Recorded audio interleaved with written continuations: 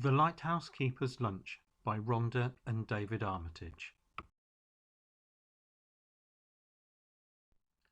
Once there was a lighthouse keeper called Mr. Grinling. At night time he lived in a small white cottage perched high on the cliffs. In the daytime he rowed out to his lighthouse on the rocks to clean and polish the light. Mr. Grinling was the most industrious lighthouse keeper. Come rain or shine, he tended his light. Sometimes at night, as Mr. Grinling lay sleeping in his warm bed, the ships would toot to tell him his light was shining brightly and clearly out to sea. Each morning, while Mr. Grinling polished the light, Mrs. Grinling worked in the kitchen of the little white cottage on the cliffs, concocting a delicious lunch for him. Once she had prepared the lunch, she packed it into a special basket and clipped it onto the wire that ran from the little white cottage to the lighthouse on the rocks. But one Monday, something terrible happened. Mrs. Grinling had prepared a particularly appetizing lunch. She had made a mixed seafood salad, a lighthouse sandwich, cold chicken garni, sausages and chips, peach surprise, iced sea biscuits, drinks and assorted fruit. She put the lunch in the basket as usual and sent it down the wire. But the lunch did not arrive. It was spotted by 3 scavenging seagulls who set upon it and devoured it with great gusto. "Clear off, you varmints!" shouted Mr. Grinling, but the seagulls took not the slightest notice. "This is an excellent peach surprise, boys." "She's a great cook, Fred." "Scrumptious lunch, Tom."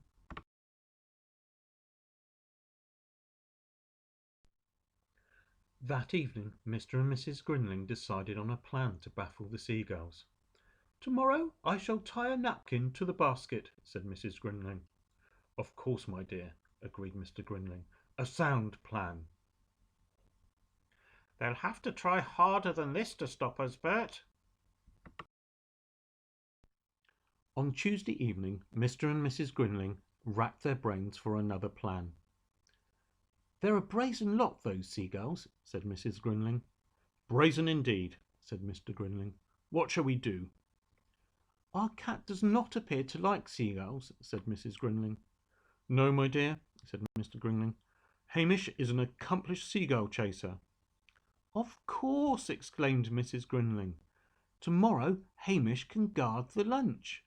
"An ingenious plan," agreed Mr. Grinling. Hamish did not think that this plan was ingenious at all. He spat and hissed as Mrs. Grinling secured him in the basket. There, there, Hamish," said Mrs. Grinling consolingly. "I'll have a tasty piece of herring waiting for you when you arrive home." Sadly, Flying did not agree with Hamish. His fur stood on end when the basket swayed. His whiskers drooped when he peered down at the wet, blue sea, and he felt much too sick even to notice the seagulls, let alone scare them away from the lunch. "Pretty kitty like a piece of lobster mornay." "This food gets better every day, Fred."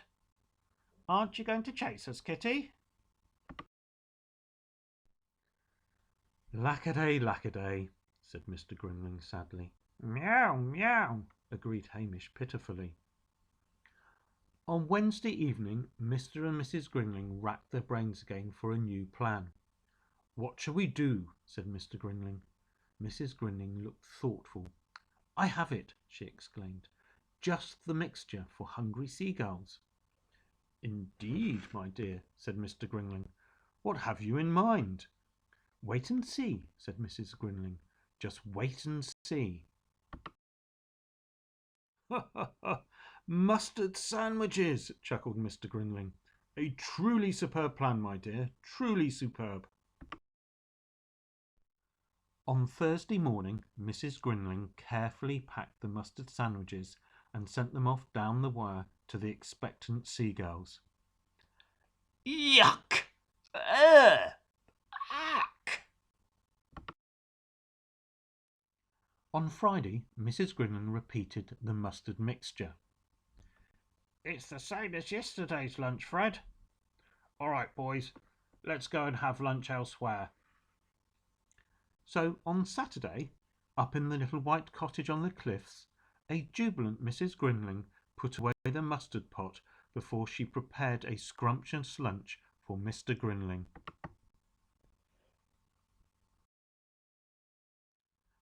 While he waited for his lunch down in the lighthouse on the rocks, Mr. Grinling sang snatches of old sea shanties as he surveyed the coastline through his telescope. And this is what he saw. "No mustard in this lot, Tom. We'll fly back here for lunch again tomorrow, boys. This is a delicious chocolate eclair, Fred." "Ah, well, such is life," mused Mr. Grinling, as he sat down to enjoy a leisurely lunch in the warm sunshine.